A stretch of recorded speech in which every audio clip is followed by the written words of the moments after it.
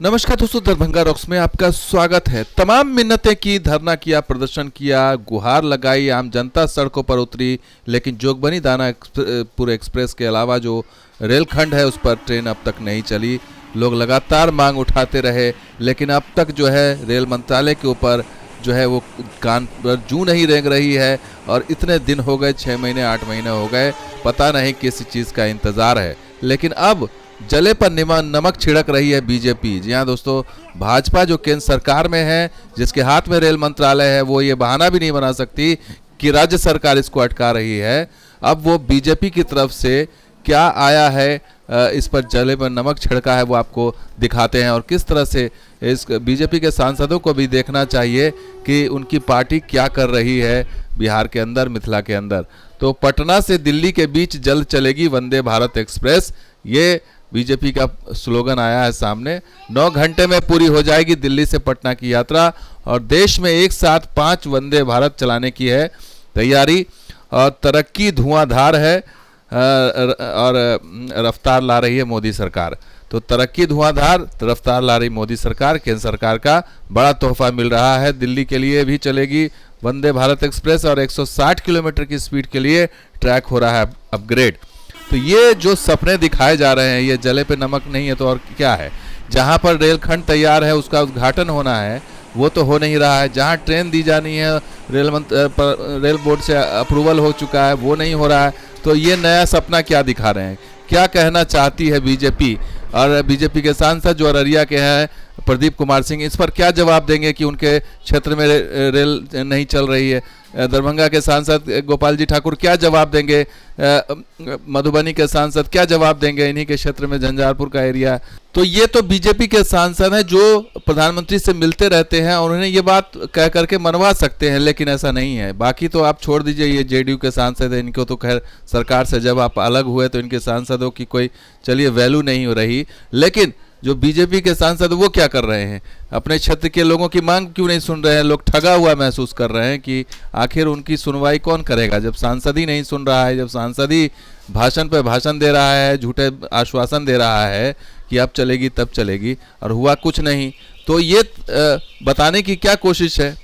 तो जनता गुहार लगा रही है लेकिन कोई सुनने वाला नहीं है। लेकिन आज सांसदों को ये तस्वीर भी देखनी चाहिए, खास करके प्रदीप कुमार सिंह को, या गोपाल जी ठाकुर हैं उनको, या फिर जो अशोक यादव हैं उनको देखना चाहिए और समझना चाहिए कि कौन कौन सी लाइनें तैयार हैं उद्घाटन के लिए। क्या चुनाव का इंतजार है। नरकटियागंज भिकना टोरी सीआरएस हो गया इसके बीच में, हालांकि पूरी लाइन नहीं हुई है, लेकिन पिछले दिनों सांसद भी मिले थे पिछले साल, लेकिन इसका कुछ नहीं हुआ। हसनपुर भी था, सीआरएस हो गया है, लेकिन अब तक इस पर कोई ट्रेन सेवा नहीं चली है। सीआरएस हो चुका है लेकिन अब तक इस पर कोई रेल सेवा नहीं चली है। और ये जाना है कुशेश्वर स्थान, ललित ग्राम, नरपतगंज, फारबिसगंज, ये भी लाइन तैयार है, सीआरएस हो गया, लेकिन अब तक नहीं चली है ट्रेन। तो आखिर किसका इंतजार है। इतनी लाइनें सब सीआरएस होकर के रेडी हैं।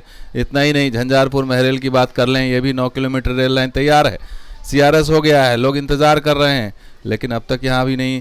खगड़िया लौली की बात कर रहे हैं, वर्षों से यही चल रही है लाइन, ये भी कुशेश्वर स्थान जानी है लाइन, इसका भी कोई पता नहीं चल रहा क्या हुआ। तो ये तमाम चीज़ें जो है, इतनी सारी परियोजना, कोई एक रेल लाइन की बात नहीं है। एक रेल लाइन में हो सकता है कि प्रॉब्लम हो, लेकिन इतनी सारी रेल लाइन में प्रॉब्लम कैसे हो सकती है। तो ये ज़रूर एक संगठित रूप से साजिश हो रही है ना यहाँ के लोगों के साथ, कि आपको हम अभी नहीं देंगे, चुनाव के समय देंगे, वेट कर लीजिए, इस साल नहीं अगले साल देंगे। कुछ ऐसे ही तो हो रहा है, ऐसे ही तो आशंका लग रही है, क्योंकि अब तक कोई वजह नहीं बताई जा रही है। जब अप्रूवल हो गया, सीआरएस अप्रूवल है, रेलवे बोर्ड की तरफ से टाइम टेबल ट्रेनें जारी हो चुकी हैं, तो फिर ये सुनसान क्यों है स्टेशन। तो फिर यहाँ पर रेल की सीटी क्यों नहीं बज रही है, यहाँ पर क्यों नहीं ट्रेनें दौड़ाई जा रही हैं, दानापुर जोगबनी एक्सप्रेस क्यों नहीं आ रही है, बाकी ट्रेनें क्यों नहीं लाई जा रही हैं। क्या इतने सारे रेलखंड में जो है, जो सीआरएस हो गया है, सब में प्रॉब्लम है, सब लाइनों में कोई ना कोई डिफेक्ट है, ये बताना पड़ेगा ना। और या तो फिर जनता मूर्ख है जो आपको चुन करके भेज रही है, लेकिन आप समझ रहे हैं, आप टेकन फॉर ग्रांटेड लेकर के बैठे हैं कि हम कुछ भी कर ले केंद्र सरकार, या कुछ भी कर ले रेल मंत्री या रेल मंत्रालय, हम तो बैठे रहेंगे। क्या संगठित रूप से सांसद जा करके मुलाकात नहीं कर सकते, संगठित रूप से अपनी मांग नहीं रख सकते? क्या जनता जो है क्या ऐसे ही महरूम रहेगी, वंचित रहेगी रेल लाइन से, जबकि रेल सेवा से महरूम रहेगी, जबकि तैयार है? और ये जो जले पर नमक छिड़का जा रहा है बीजेपी के द्वारा कि वंदे भारत ट्रेन आने वाली है पटना से दिल्ली 9 घंटे में पूरा हो जाएगा और देश को एक साथ 5 वंदे भारत ट्रेन मिल जाएगी, तो ये सिर्फ दिखावा क्यों हो रहा है? जो ट्रेनें जो आम लोगों की ज़रूरतें हैं, वंदे भारत में आम लोग नहीं सफ़र करते, लोकल पैसेंजर्स में सफ़र करते हैं, छोटे मोटे एक्सप्रेस ट्रेनों में सफ़र करते हैं बिहार और मिथिला की जनता, उसी को आप नहीं दे रहे हैं। तो ये तरक्की की धुआंधार रफ्तार कहाँ दिख रही है जो मोदी सरकार लाने का दावा कर रही है? ये बताना पड़ेगा जनता को और ये दिखाना पड़ेगा, क्योंकि इतनी बड़ी फौज, इतने बड़े सांसद यहाँ हैं और बीजेपी के 3 सांसद हैं, बाकी जेडीयू के सांसद हैं। चलिए जेडीयू की हम छोड़ भी दें, अगर बीजेपी सांसद चाह लें, क्यों नहीं हो सकता ये? क्यों नहीं ये अपनी मांग रखते हैं वहाँ कि जनता को क्या चाहिए, जनता क्या मांग रही है? और ये सिर्फ फोटोबाजी, फोटो सेशन से अब काम नहीं चलेगा, आप रियल कुछ करके दिखाना पड़ेगा। और रियल यही नहीं है कि आप पोस्टर बैनर दिखा दीजिए कि साहब ये ट्रेन आ रही है, वंदे भारत आ रही है, और पटना को या बिहार समझ लीजिए, बाकी क्षेत्र जो मिथिला के क्षेत्र हैं या फिर बाकी जो रेल लाइन जो आप बना रहे हैं करोड़ों अरबों रुपया खर्च करके, तो ये इसका क्या होगा? ये सिर्फ रखने के लिए, क्या दिखाने के लिए रेल लाइन कि उस पर ट्रेनें भी चलेंगी, जो अप्रूव्ड है वो ट्रेन चलेंगी, जो पहले छोटी लाइन की ट्रेनें चलती थी वो चलेंगी? ये तो दिखाना पड़ेगा, ये तो करना पड़ेगा, तभी तो आम लोग इसका लाभ ले सकते हैं, तभी तो करोड़ों अरबों रुपए का जो आपने इस पर लगाया है उसका फ़ायदा लोगों को मिलेगा। और लोग अभी भी बसों में भर भर करके जा रहे हैं, जो खास करके जोगबनी और फारबिसगंज के लोग की बात करें, उस लाइन पर तो उससे तो जो दूरी है राजधानी पटना की, उसकी दूरी तो पूरी ओवरनाइट लग जाती है। सीमांचल ट्रेन पूरी एक ओवरनाइट जाती है। उसके लिए अगर एक वैकल्पिक मार्ग मिल रहा है तो फिर ये ट्रेन क्यों नहीं चल रही है? इसमें क्यों तरसाया जा रहा है, क्यों रुलाया जा रहा है यहाँ की जनता को? उनका जनता का क्या कसूर है? अगर नीतीश कुमार ने आपके साथ धोखा किया तो जनता का क्या कसूर है इसमें? नीतीश कुमार अगर सरकार से अलग हो गए हैं तो यहाँ की जनता ने क्या गलत कर दिया है? उन्होंने तो आपको चुन करके भेजा यहाँ से। तो ये तमाम सवाल है कि क्या इसी साल होगा या अगले साल होगा, कुछ तो बता दें कि हाँ चुनाव के वक्त होगा। चुनाव के समय तक आप धैर्य रख लीजिए, संयम रख लीजिए, क्योंकि हम सारा काम चुनाव के नज़रिए से देखते हैं, करते हैं।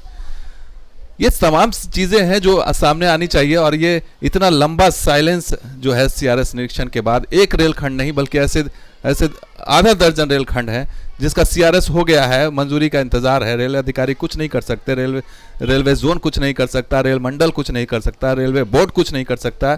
ये कहाँ अटकी हुई है फाइल? रेल मंत्री ने अटका रखी है या स्वयं प्रधानमंत्री ने अटका रखी है? ये सारी चीज़ें सामने आनी चाहिए, जनता जानना चाहती है, लेकिन ये बताने वाला कोई नहीं है।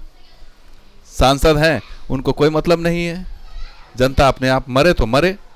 तो दोस्तों ये वीडियो कैसा लगा जरूर लाइक शेयर कीजिए, अपने सब्सक्राइब कीजिए। कुछ और वीडियो के साथ आज देखते हैं दरभंगा रॉक्स। शुक्रिया, धन्यवाद। जय हिंद, जय बिहार, जय मिथिला।